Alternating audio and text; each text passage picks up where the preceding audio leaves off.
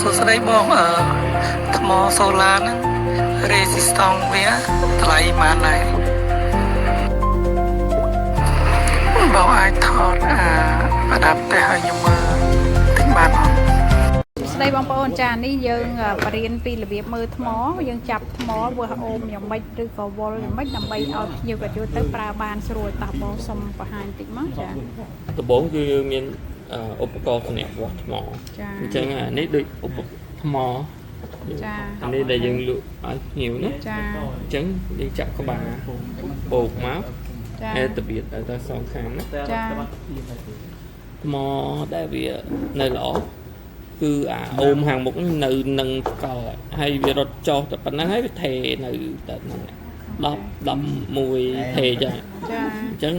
3.2 វ៉ុលដូចគ្នាប៉ុន្តែអូមវាទូចអញ្ចឹងអូមវាទូចវាមិនងាយធ្លាក់វ៉ុលអូខេបងប្អូនមិនមែនយើងចុចតវ៉ុលឲ្យរួចខ្លួនទេណាចាព្រោះអីថ្មវាធម្មតាយើងចុចវ៉ុលវាមានប៉ុន្តែតើវានៅកាន់ភ្លើងល្អអត់ហ្នឹងបានជាយើងវាស់អូមឲ្យមើលចាអញ្ចឹងអានេះយើងវាស់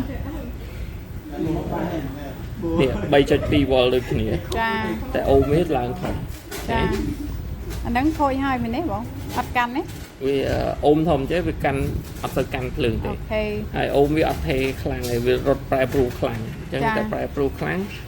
យើងអត់យកប្រើទេអូខេចាអញ្ចឹងណែយើងក៏ប្រើវាធាក់ថយចាបងសុំកាត់មកនេះវិញមកសុំកាត់មកនេះវិញចាតែបងចង់តេះអីទៀតអត់បងចង់តេះទៀតសុំមកគ្រាប់ទៀតណាបងឲ្យក្បែរនេះមកក្បែរដៃបន្តិចដើម្បីមើល screen ច្បាស់អានេះយើងចាក់ចាខ្មៅចាអូ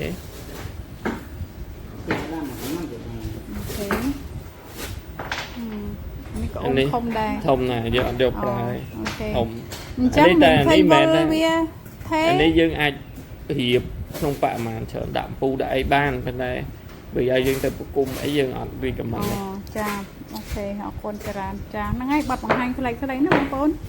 ចាអញ្ចឹងមិនមែនថាយើងលក់ថ្មឡៃឡុងហើយ